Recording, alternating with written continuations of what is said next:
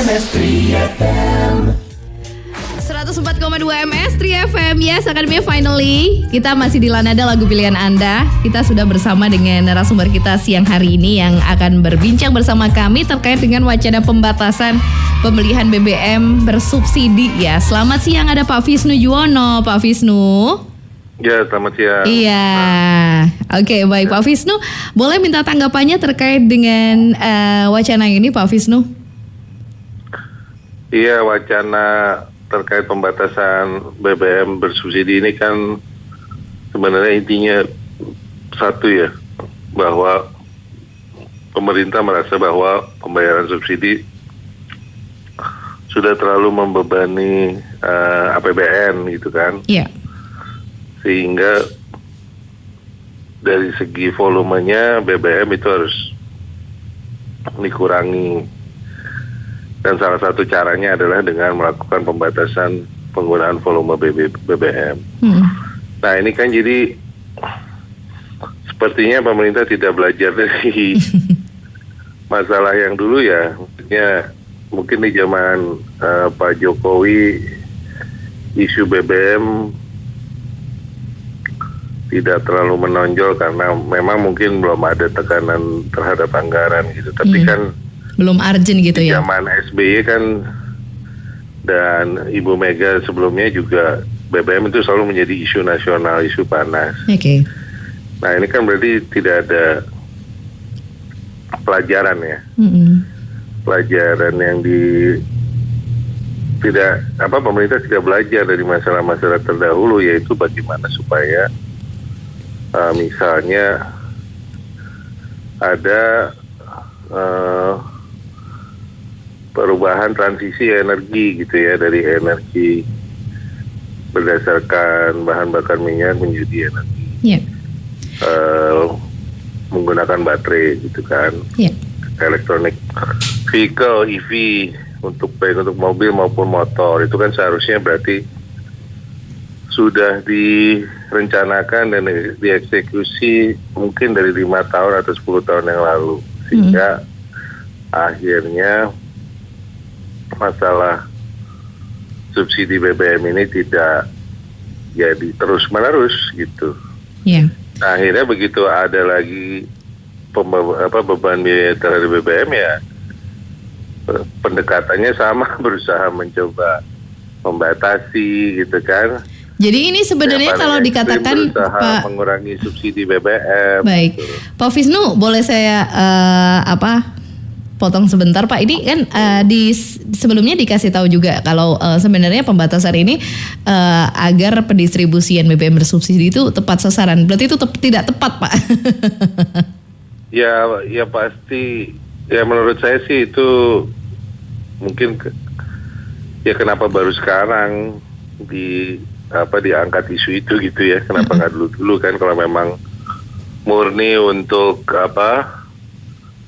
masyarakat untuk kalangan yang membutuhkan, masyarakat yang tidak mampu mendapatkan BBM yang disubsidi, itu kan harusnya udah jauh-jauh hari ya, kenapa baru sekarang. Jadi dugaan saya sih sepertinya ada subsidi sudah membebani. Oke, baik. Nah ini terus nanti minyak naik gitu. Iya betul. Nanti dampaknya ke masyarakat apa ini Pak? Ya dampaknya ya pertama, kalau memang pembatasan ini di atas kertas memang itu usaha yang bagus dan mulia. Cuman yang selalu menjadi masalah adalah eksekusi di lapangan. Terkait pendataan, kan kita tahu sendiri terutama subsidi BBM misalnya diprioritaskan untuk masyarakat bawah gitu ya. Tapi dari segi masyarakat bawah kan kita tahu tidak semua teradministrasi ya, baik dari segi misalnya dari segi kad SIM-nya, dari segi kepemilikan motornya, kita tahu sendiri banyak yang minjam dari teman, minjam dari saudara, segala macam. Nah itu kan pasti di lapangannya gimana itu kalau motornya Ya, bukan milik motor pribadi ya. Terus yang perlu diperketat sebenarnya apa sih Pak? Kalau seperti itu? Yang perlu diketat adalah ya itu kita harus dan udah harus dilakukan mungkin 10 tahun yang lalu adalah bagaimana mencoba menghilangi ketergantungan terhadap bahan bakar minyak. Sehingga pada akhirnya ada misalnya penggunaan energi listrik gitu kan, itu memang harus direncanakan jauh-jauh hari. Ini juga sedang berjalan sih Pak, tapi kan untuk mencapai target itu tidak mudah juga. Iya, dan itu ya kita lihat parsial ya, ada kampanyenya mungkin beberapa tahun yang lalu, tapi meredup gitu kan. Terus di lapangan kenyataannya yang menikmati subsidi pembelian mobil listrik malah yang kaya gitu kan. Dibanding yang miskin walaupun disubsidi merasa harga motor dan harga mobilnya masih begitu mahal. Nah jadi itu yang harusnya subsidi itu benar-benar ditujukan pada masyarakat menengah bawah, sehingga begitu dia membeli motor dan mobil yang murah itu benar-benar lebih murah dibandingkan yang bahan bakar minyak gitu. Kalau emang serius ya. Tapi kan itu tidak dilakukan dalam 5 tahun terakhir ini. Jadi ya sekarang sudah terlambat. Ya kalau menunggu transisi energi menuju energi listrik butuh waktu. Sepertinya pemerintah ingin solusi jangka pendek, makanya wacana pembatasan BBM ini diangkat gitu. Tapi di lapangan seperti yang kita ketahui itu tidak mudah gitu ya. Kan media sering melihat bagaimana mobil-mobil mewah pun malah memaksakan BBM bersubsidi gitu. Nah itu ada nggak, berani nggak ketegasan dari aparat gitu kan? Kan ketegasan dari pegawai pom bensin itu tidak cukup dong. Dia harus di backup sama aparat. Berani nggak memobilisasi aparat polisi, aparat tentara di setiap pom bensin kalau memang benar-benar serius ya. Tapi kalau diserahkan ke lapangan pada petugas BBM ya mereka mana berani gitu kan.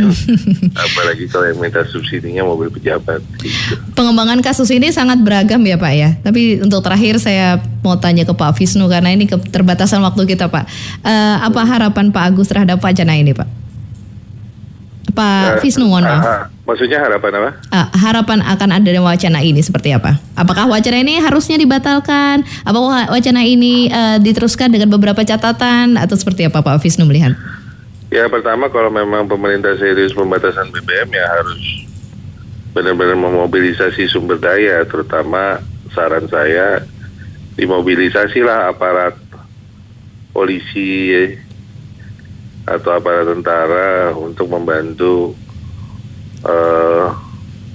petugas BBM supaya tegas itu menolak mobil-mobil mewah gitu ya. Kadang-kadang mengambil BBM-nya jauh lebih banyak dibanding motor kecil gitu kan. Betul sekali. Kita sering lihat loh Pak di SPBU itu yang antri pertalet yang mana gitu ya Pak ya.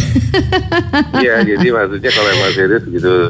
Yang kedua ini harus benar-benar jadi pelajaran berharga untuk memikirkan energi alternatif berikutnya sehingga industri otomotif benar-benar tidak tergantung terus dengan bahan bakar minyak. Jadi harus ada upaya subsidi serius terutama kendaraan listrik yang memang ditujukan kepada kalangan menengah bawah sehingga mereka benar-benar mampu membeli motor dan mobil yang berenergi terbarukan atau energi listrik gitu kan, sehingga selain lebih bersih gitu ya, green energy lebih bersih, tidak polusi udara, ya tidak, yang penting tidak tergantung bahan bakar minyak lagi, terlalu tergantung. Edukasi terhadap masyarakat pastinya ya Pak ya. lebih masif lagi kalaupun sudah ada. Baik Pak Visnu, terima kasih atas kesempatan dan waktunya kepada Radio MSRI FM. Semoga untuk kesempatan lainnya kita bisa berjumpa kembali Pak Visnu. Selamat kembali beraktivitas Pak Visnu. Terima kasih Mas. Demikian Akademia tadi Pak Visnu Juwono selaku pengamat kebijakan publik. Tadi kita membahas mengenai wacana pembatasan pembelian bahan bakar minyak atau BBM bersubsidi ini yang kembali bergulir begitu ya Akademia. Ini masih wacana tahapannya, belum ada kapan tepatnya akan diwujudkan Akademia. Jadi Akademia terima kasih sudah berkomentar juga melalui Instagram dan juga WhatsApp. Kita kembali lagi di Lanada masih bersama saya Dia Senja. MSRI FM.